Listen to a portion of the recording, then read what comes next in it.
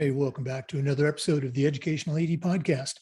We're going to get to our guest for today, but first, let's take a minute and hear from some of our podcast sponsors. We want to thank Violet Defense for sponsoring the Educational AD Podcast. Go to their website at violetdefense.com for more information. Violet Defense is dedicated to protecting our world from germs by bringing the power of UV disinfection to everyday spaces. Their patented technology enables them to harness the power of the sun to incorporate ultraviolet light into products and environments like never before. Whether you're ready to implement existing products, or if you'd like to explore researching and developing a custom deployment of their technology for your school, Violet Defense has the solutions and the experience you need. Once again, go to violetdefense.com for more information. We also want to thank Sideline Interactive. Sideline Interactive's video boards are fantastic, and you've heard me say that we've got one in our gym. You really need to check them out.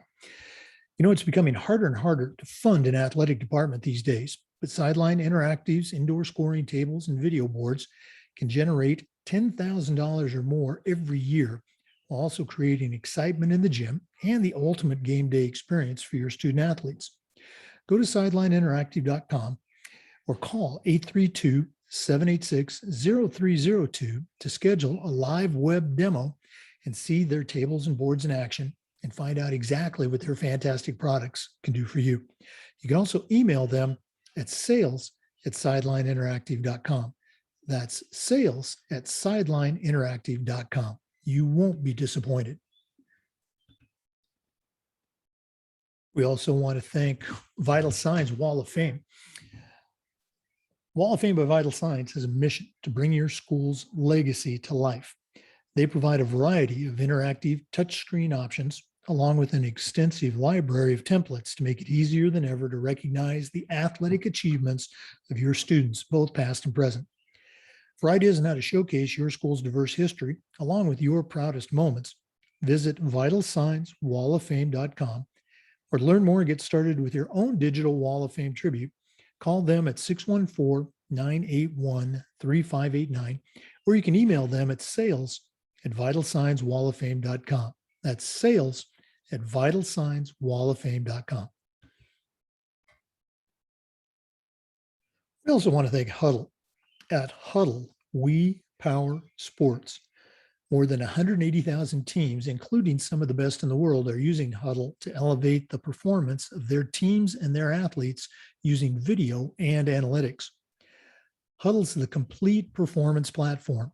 They've got online tools, mobile and desktop apps, smart cameras like the Huddle Focus. We've got a Huddle Focus camera in our gymnasium, and our volleyball and basketball coaches just love it. Of course, there's analytics and a whole lot more. Huddle's built for every level of play, starting with the club and the youth levels, all the way up through high school, college, and even the professional ranks are using Huddle to help their teams play better.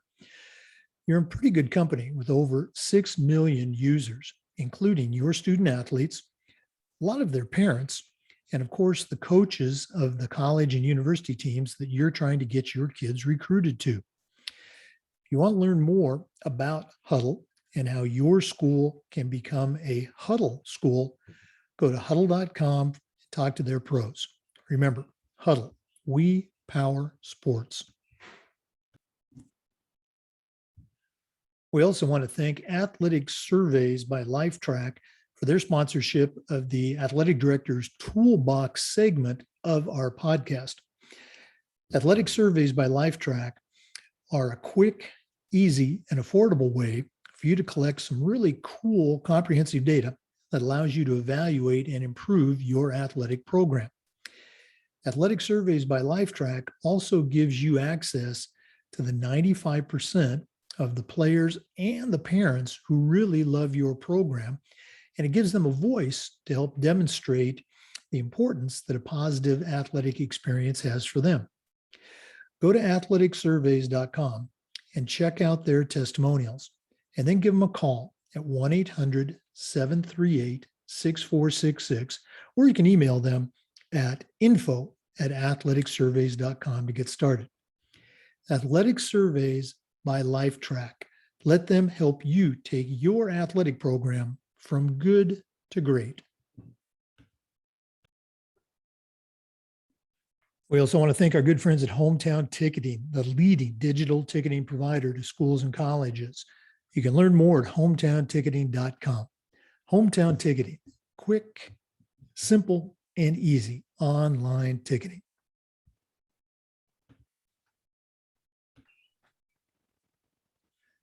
Welcome back, everyone, to another episode of the Educational AD Podcast.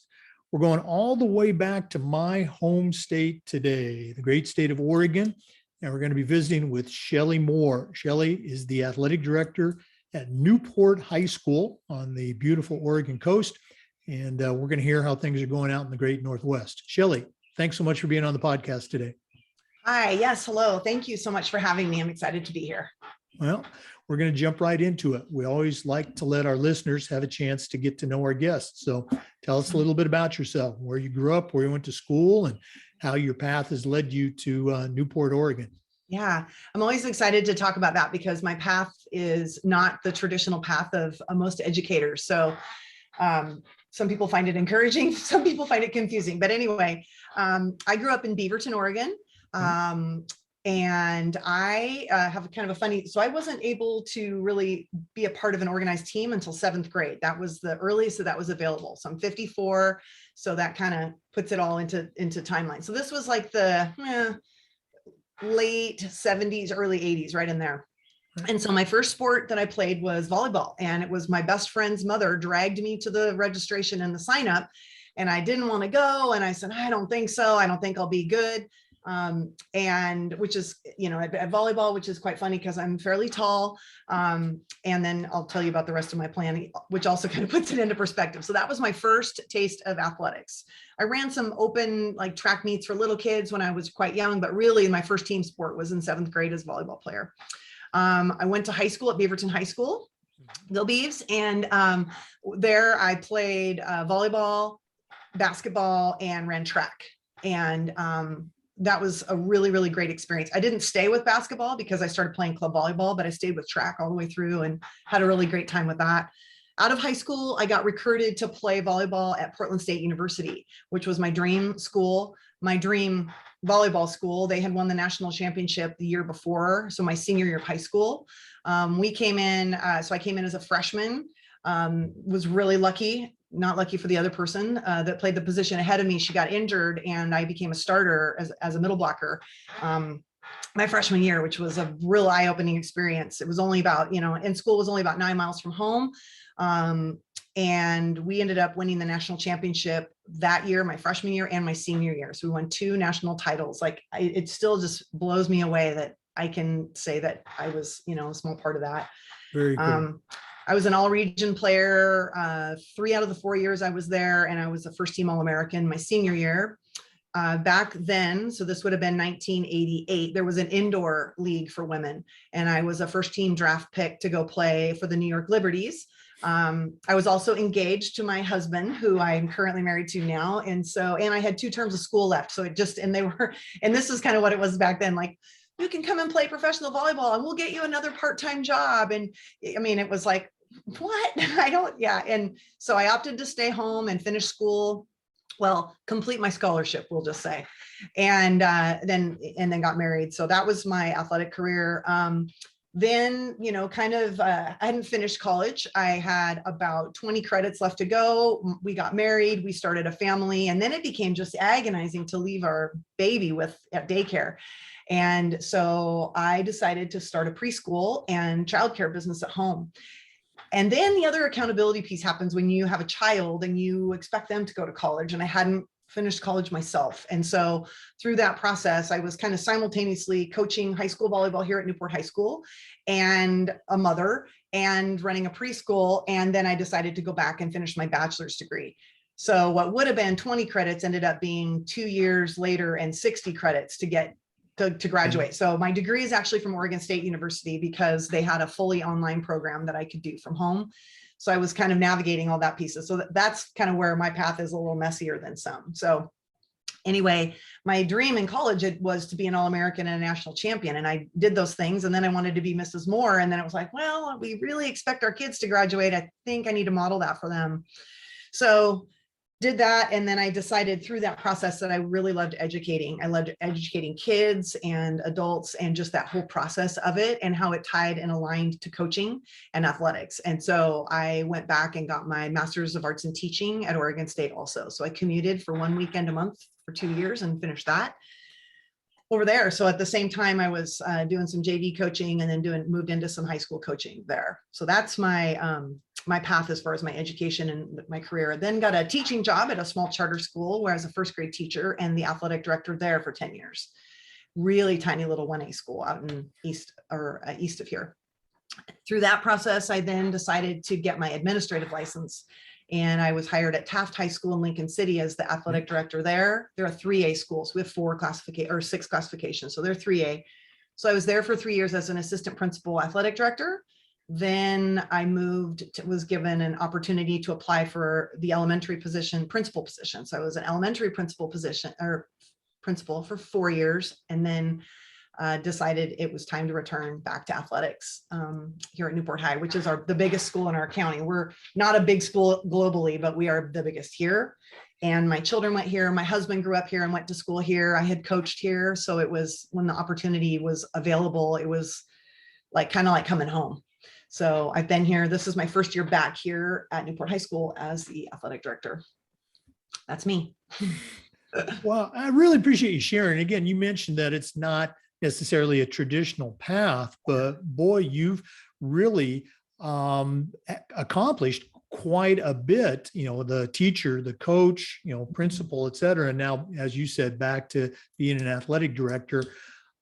Talk a little bit about that, coming back to a school where you coached at, and now all of a sudden, you're the AD, Yeah. How was that?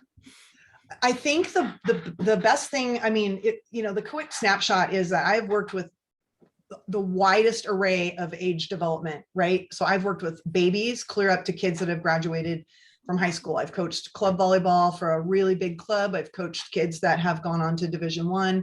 I've coached kids that haven't gone anywhere and just finished, and I've coached little kids and educated them too, and those adults. So then when I came back here to Newport High, the credibility was really, I was a known commodity. We've had a lot of change here in our county and our schools here in this area of the county. And so it felt really peaceful, not only to me, but to those around me, because I was a proven commodity. Not that I'm perfect, but they know how I function, and they know what my expectations are, and they know what I'm about. I'm a real cultural leader, a real transformational leader. And when they see, the trust was just already there, which I hold really dearly as well. It's also interesting. My husband works here. So it's the first time we have worked in the same building together ever. I've been married 32 years. So that is incredible, and really has also pushed me to make sure to think about my work differently, to think about the ripple in a different way, not just as it impacts him. Of course, he's going to be a high priority for me, but it makes me more aware of the ripple to kids and athletes and coaches and teachers. The first time I was an athletic director, I didn't have as much of a grasp around the educational component, not just for coaches, but for families and for athletes too. And I feel really lucky that I know what our kids have had coming into Newport High, right? I've worked with elementary kids, I've worked with little kids and middle school kids, and I know what's coming at them as a former college athlete, a mother of, we had 2 kids that were also college athletes. I know what's happening, whether they just go to college or they do compete. So the trust was there. I think I know both ends of what's coming in and what's going out. So it's been really nice, a nice transition. And I think I'm a helpful tool for our school. Oh, no, I'm sure you are. And again, you touch on a very key point, is those different perspectives that you bring to the job. I remember having conversations, with parents, whether it was about college or maybe their kid had, made a misstep, but, I could tell them, hey, I've been in your kid's shoes before. I've been a college athlete. I've been a college coach. I know what they're looking for. I've been a parent. I've had to sit in your seat. So, those different experiences that you have, they're just so valuable. Very cool stuff. Thank you. For our listeners, we're visiting with Shelley Moore. She's the athletic director at Newport High School in Newport, Oregon. And we're going to be back for some more, but let's take a quick break and hear from one of our sponsors. We want to thank Huddle for their sponsorship of the podcast. At Huddle, we power sports. More than 180,000 teams, including some of the best in the world, are using Huddle to elevate the performance of their teams and their athletes with video and analytics. Huddle's the complete performance platform. They have online tools, mobile and desktop apps, smart cameras like the Huddle Focus. We've got a Huddle Focus in our gym, and our volleyball and basketball coaches just love it. Of course, there's analytics and a whole lot more. Huddle's built for every level of play. We have teams at the club and the youth level that use it. Of course, there's high schools and colleges, and even the professional teams are using Huddle to help them get better. You're in pretty good company with over 6 million users, including your student athletes, a lot of their parents, and of course, the college and university coaches that you're trying to get your kids recruited to. If you want to find out more about Huddle and how your school can become a Huddle school, go to huddle.com and talk to their professionals. Remember, Huddle, we power sports. Hey, we're back with our interview with Shelley Moore from Newport High School, Newport, Oregon. Again, for our listeners, we're recording this on November 15th, so it'll be pretty timely when you get a chance to listen to it. Shelley, we always like to ask our guests to share about the mentors that they've had in their life. You know, leadership and mentorship is just such an important part of our profession. So who are some of the people that helped you along the way, helped you get to where you're at right now at Newport? Well, first of all, I would mention my dear friend's mother that dragged me to volleyball tryouts in the 7th grade when her name was Ann Predstall. And when Ann passed away, I mentioned that she saved me probably the equivalent of, how many thousands of dollars it resulted in a scholarship later for the sport that I didn't think that I was going to enjoy or be successful at. And the rest was kind of history. And but she was an important person. I had a lot of people like that, a lot of village people around me, parents, aunts and uncles of friends of mine that really showed determination and grit and a sense of family. And I would say along those lines, my husband is definitely one of my very top mentors as far as, because not just the fact of what he brings and the grit and determination and just how to love family fiercely, but his athletic experience. He was an All-American athlete in college too. That's where we met. And so we have, built a really nice life here, and, largely because of the mentorship that he brings.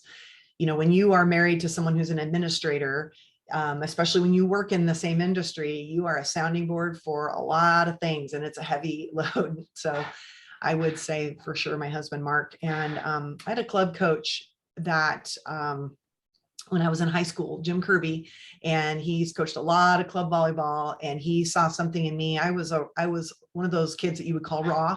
I jumped really, really high and loved the game a lot. And that was about it. And the rest really was him putting me in the right spots and not giving up on me, and to beg him to let me try out for his team, because nobody knew who I was. So, and he said, that's fine. And then through my life, he has been there to mentor and guide and just believe, and I would say my college teammates, I have a lot of college teammates that, some are still in the athletic arena, some are not, but they have really been strong mentors for me also, as far as just support, having a common experience, being able to communicate, athletic perspective. They're now mothers as well, and coaches and things like that. So having that as a kind of a north facing star is important as well. Yeah. And I would say my children too, to go through, watch, not just to be their mom. So I coached our daughter, and my husband coached our son. So we really were able to sit back from a 1,000-foot lens as best as we could and remove the parent role and watch them go through their experience as high school and collegiate athletes, and young athletes too, that have really helped kind of frame my, kind of my philosophy on leadership. And I can relate to that very easily. My wife's career coach, and our 3 kids all did high school and college sports. So it really gives you that extra lens that you talked about, whether it's from 1,000 feet or sometimes, 1 inch. that you, You're sitting on your hands and biting your tongue. Yeah. you try to put into your toolbox.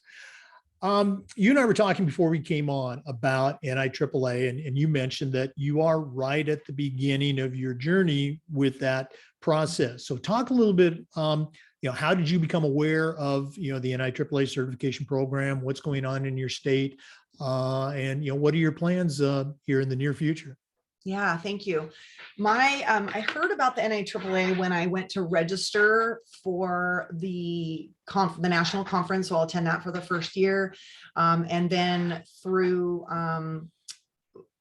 then communicating one of the other athletic directors in our county, not our league here. So I work with him, and I have worked with him in the building before, is the president or vice president, I can't remember, of the OADA, so the Oregon Athletic Director Association. So I was able to glean some information because he's gone through the certification process too. And I think coming back to it as, I wasn't really totally certain of my career path when I was an AD and in this position, 7 years ago, right? I think, there was a real push for assistant principals to become principals. And really, while I am an assistant principal and I have been a principal, coming back around to it this time, I'm much clearer that my goal is to be here till I retire and to really I believe in the educational process of athletics much deeper than I did before the first time or 2 times I was an AD. It's not just about getting the field set up and making sure people have uniforms and getting your coaches cleared. That's all the low-hanging fruit, like the systematic piece of it. But to truly have an impact on what I feel my responsibility is this community as a small town, I have to be able to have the proper education. You have to have the proper education to not just give you credibility but really truly frame it in a way that you can gift it to someone else and impact them and have some longevity. We have a lot of turnover, especially in our youth development. So that's my goal, is to formally educate myself in this way.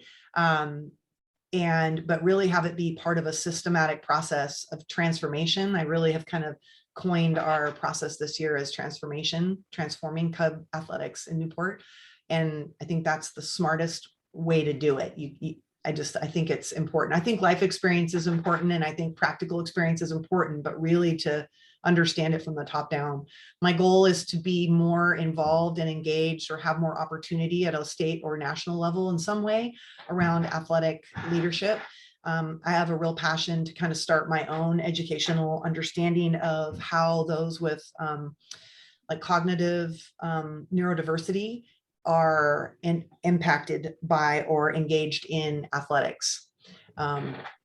And, which is kind of an arm of diversity and equity. So I hope that answers your question. No, very cool. And again, that first part especially is a great PSA for the NIAAA certification process. I know Oregon, for a long time, athletic directors in the public schools have had to, maybe not initially, but eventually get that state approved administrator or assistant principal's endorsement. And I know the intent was certainly to raise the bar a little bit and, get that, stereotypical, coach who was, becoming an AD. But you're absolutely right. That assistant principal track at the colleges and universities that offer it, really, they don't have what I would consider, some of the key professional development, educational concepts that you're going to find for an athletic director through the NIAAA program. So glad that you're going to be starting that journey, and look forward to touching base with you in Denver. Very cool. Yeah, there are some athletic directors in Oregon that are not administrators, that are, that receive a stipend and are, maybe a TOSA or teach part-time or what have you. I will say being an administrator and in this seat is so valuable. I know it's valuable to the other assistant principal we have here and our principal, because, when I have to sign on the dotted line on something, I can do that. Having been a principal, I also understand the need for paths and systems that vertically align and that have, I know the bigger, being in the top seat as a principal really framed and changed the need to educate and be organized and align and communicate and just be out in front of things for the good of everybody. Yeah, you definitely have to have that global perspective. Yeah. And I think that's where sometimes that coach who bumps up to the AD without some training struggles because they're just so focused on that one sport. Very good Yep. stuff. Once again, we're visiting with Shelley Moore, the athletic director at Newport High School in Newport, Oregon. We'll be back, but let's take another quick break and hear from one of our sponsors. We also want to thank Sideline Interactive for their support. We actually have a Sideline Interactive video score table in our gym, and it is fantastic. You really need to check this product out. You know, it's becoming harder and harder to fund an athletic department these days, but Sideline Interactive's indoor scoring tables and video boards can generate $10,000 or more every year while also creating excitement in the gym and the ultimate game day experience for your student athletes. Go to sidelineinteractive.com or call them at 832-786-0302 to schedule a live web demo and see their tables and boards in action and find out exactly what these fantastic products can do for you. You can also email them at sales@sidelineinteractive.com. That's sales@sidelineinteractive.com. I promise you, you won't be disappointed. We're back with Shelley Moore, athletic director at Newport High School in Newport, Oregon. Shelley, one of the things we try to do with the podcast is this idea of sharing best practices. So I'm going to put you on the spot. What are some things that you've seen in your experience as a Division One, professional AD or professional athlete, and in a lot of different roles? What are some things that you've seen that would come under that heading of best practices, or maybe even some initiatives that you started at your schools that you're particularly proud of? What do you got for us? Yeah. So really, what I have kind of come in with is some goals. So what are some goals? That's the benefit of being a part of this community, either having my husband work here, my children go here. Like, I know what the footprint of Newport High School athletics has been. So the goals really to get to those best practices and align them are around improving access for coaches, both access to coaching and access in coaching, and access for our families and our athletes to increase participation. So the end game is we want kids multi-sporting as much as possible, especially in a town. We're only 10,000 people that live here. It's a small place, so it's realistic for that. Some of the best practices that I have experienced in other schools, either as an AD or my former schools or other schools I know, is that we are 30% Latino and Spanish speaking here in our community. So I have implemented some multilingual access for our families that hasn't been here before, both through athletic parent presentation, things that are communicated at games. So our sportsmanship, our OSAA information, our mask guidance, things like that, right? Which are just kind of little systematic pieces, but part of a bigger cultural awareness. We have also, I've started a kind of a weekly coaching newsletter that's just some snippets by section and topic. So there's a coaching resource in there every week for them. We've implemented an athletic trainer here. We're the only one in our county. So some information from our trainer each week, some kind of nuts and bolts to minimize that white noise of email to them. And also what was the other topic that I had in there? Oh, athletes of the week. We have an athlete of the week process that we go through. That's a best practice, I think, too. So we have coaches that it rotates. We do a male and a female each week. They submit the name through Google form. We bring them in, we give them a t-shirt, we give them a presentation of a certificate. I think most schools probably do that now. We also have a very dynamic booster club. So we now bring those kids to the booster club and they get to speak and be introduced. And then we do lots of, social media, visual information for them too. My best practices that I plan to implement, and that's kind of year 2 probably, is I'd like to bring in a freshman athlete academy. I haven't seen it done before. I've kind of been brewing on it since the last time I was an athletic director, because our freshmen are 8th graders that are coming in. So our middle school sports are really not set up. They're not sponsored by our district yet across the board, only our fall athletes. So they come in and struggle with planning, communication with teachers, families, coaches, each other. They struggle with academic planning and understanding of guidelines around attendance and athletic accountability, how to be an athlete, what to do when, how to have hard conversations. So my dream is we will have a freshman athlete academy. I was hoping to get it off the ground this year, but we were just too thick in the pandemic to really add one more thing. So that's a dream of mine that I have that I think will be a best practice that we've got a freshman onboarding academy for just students in general. So I've been meeting with different teachers that plan for that because I can kind of see it aligning. So I'm getting some classroom teacher feedback on what that might look like. And then another best practice that we will have implemented is a student athlete advisory committee that we haven't ever had here before. So our kids don't have voice. Athletes right now don't have a lot of voice in their experience, whether it's reflecting afterward, which we brought that process in. I made it a little bit deeper and aligned it to the job description of coaches and the expectations we have of coaches. But I think having an student athlete advisory committee is a time for them to start designing and informing us as adults around their own experience. So often we just design the thing and tell them. We do a lot of telling of student athletes. And how does that land? How does that land for somebody who's on a 504 plan or who is receiving special education minutes, things like that? So that's kind of my next level. I know I've been looking on some other, like the WIAA, which is the OSA, or they do a pretty active job. Oregon is just starting that student athlete advisory at the state level. So I've been trying to watch what Washington's doing in some other states to sort of use that as a template to guide what we can do here at Newport High. So those are kind of some of the best practices I think that we have in place. Very cool ideas. And again, I love the broad range. Your bilingual program, you're reaching out in the community, working with coaches, booster clubs, the students. Very good stuff. When you mentioned the Freshman Athlete Academy, the school that I was most recently at is a private school, but we had a freshman academy that was all the students. It was a week long. And so many of our kids, about 80% of our kids are athletes anyway. So we didn't really need a separate one. And we worked that athletic component in there. And I think it was great that the teachers who were not coaches, they got exposed to that athletic component. So great to see you're working with your school on that. Very, very cool stuff. Once again, we're visiting with Shelley Moore, who's the athletic director at Newport High School in Newport, Oregon. We're going to take another quick break, but we'll be back. Please stay with us.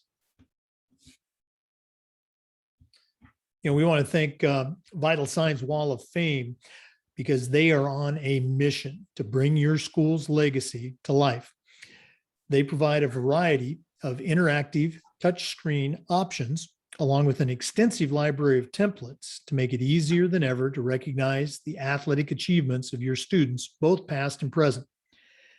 For more ideas on how to showcase your school's diverse history, along with your proudest moments, visit vitalsignswalloffame.com, or to learn more and get started with your own digital Wall of Fame tribute, call them at 614-981-3589, or you can email them at sales@vitalsignswalloffame.com. The FIAAA has a Wall of Fame board for our organization's Hall of Fame, and it is really cool. You really need to check these folks out. That's vitalsignswalloffame.com. Welcome back, everyone, to the Educational AD Podcast. Shelley, one of the questions we've been asking our athletic directors since we started this podcast revolves around this idea of being socially aware. So my question is, how can an athletic director do a better job for their students, their community, their coaches? How can they do a better job of being socially aware these days? Yeah, that's a wonderful opportunity that I have being an athletic director in a small community. And it makes the most sense to me. And it was my philosophy to be aware of that kind of social political context as a principal, as a coach, and as a teacher. I think some key parts are to be involved in events outside of athletics in your community, both off campus and on campus. I think it's critical to be at if another school, maybe a middle or an elementary school, is having a big fundraiser or a big night of some kind, that you somehow find a way to participate in it if you can. Because what happens in those situations is then I get to know the siblings of the students that I have in these buildings, right? And I think it's important to volunteer at dances as much as you can. I think it's important to attend, maybe there's a drama production or a music performance, not just in your own building, but off campus supporting somebody else's building. Because the other thing of that is that those are your colleagues. Those are my adult colleagues and peers in my community. And I like, it's small here. So there's no anonymity, right? And it has done a lot of good for me to be a part of those and build relationships and friendships, so that when I have to have the tough discussion, I already know who they hang out with. I already know what their social activities are or aren't, or what have you. I think it's important to be truly socially aware, to be involved in things on campus too. So if a teacher is doing a special kind of a reading of some sort of poetry, that you're involved in that you aren't afraid to be at bus duty and stand and talk about whatever it is with kids. I think that you need to, and it's like the unthinkable to say, is to find a way to continue to coach, to find a way to continue to be involved in coaching. I choose to coach 8 and 9-year-old volleyball still. We just finished our little season, and then I'm running or helping kind of co-facilitate and direct our local volleyball club that we just started. So I'll coach 12 and under again. And by doing that, I always know what it feels like to be a coach. I always know, like, you got to be in the trenches a little bit. And it's, when like, how do I find the time? Like, that's why little kids, it was easy. It's one practice a week. It was one Saturday for an hour, 6 weeks in a row, whatever. I had an assistant coach help me, but boy, it was really empowering for me and gives you that credibility to know what your kids know, to be socially aware of your young athletes, to facilitate those kids into refereeing and doing those kinds of things, and then to be socially aware of what your families are experiencing too. So not just focused on just students, I think is really, really important. I really appreciate you sharing that. And it's a challenge, like you said, to, squeeze those activities in, but the payoff is tremendous, not just for your community, but also for you as an AD. Just a great way to stay connected. For our listeners, we've been visiting with Shelley Moore, who's the athletic director at Newport High School on Oregon's beautiful coast. We're going to be back, and we're going to find out what Shelley is going to put in her athletic toolbox. We want to thank Athletic Surveys by Lifetrack for sponsoring this segment. So stick with us, and we're going to find out again what Shelley Moore puts in her athletic director toolbox. We'll be right back. As I said, we want to thank Athletic Surveys by Lifetrack for sponsoring the AD Toolbox segment. Athletic Surveys by Lifetrack are a quick, easy, and affordable way for you to collect some comprehensive data that allows you to evaluate and improve your athletic program. Athletic Surveys by Lifetrack also gives you access to the 95% of the players and parents who really love your program, and it gives them a voice to help demonstrate the importance that a quality athletic experience has for them. Go to athleticsurveys.com and check out their testimonials, and then give them a call at 1-800-738-6466, or you can email them at info@athleticsurveys.com. That's info@athleticsurveys.com to get started. Athletic Surveys by Lifetrack.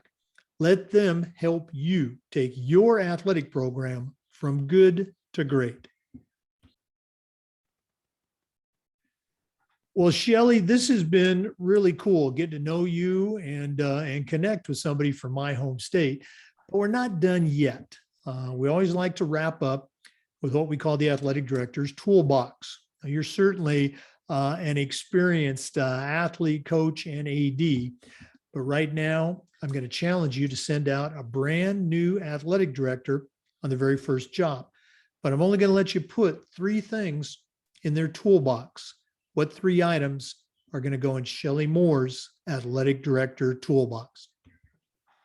The First thing I would have in my toolbox is I've created a backpack. So as soon as we have a game, home events, I have actually two backpacks. I have one for away games and I have one for home games, and I put it on, and inside of my backpack has like I've made my own backpack, but I'll put it in somebody else's as one tool.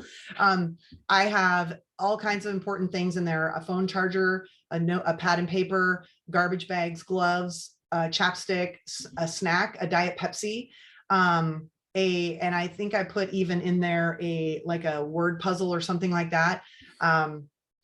And a raincoat that kind of rolls up pretty tight, pens and pencils.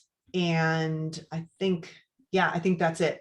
And that kit has helped me a number of times, because I'm on one campus, our field and courts are on another campus, and to be able to grab it and go and then be able to do any of those things, super critical. It was the best idea I've had in a long time.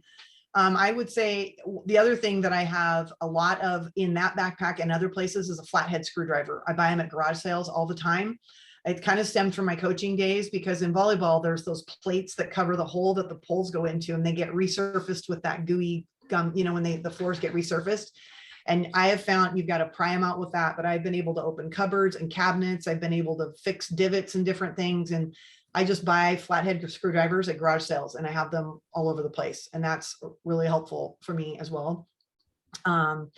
I think finally, what I would say that you have to do before you do anything else is you have to not just interview the people that have worked here before you, or that, and build, we always say, oh, build relationships.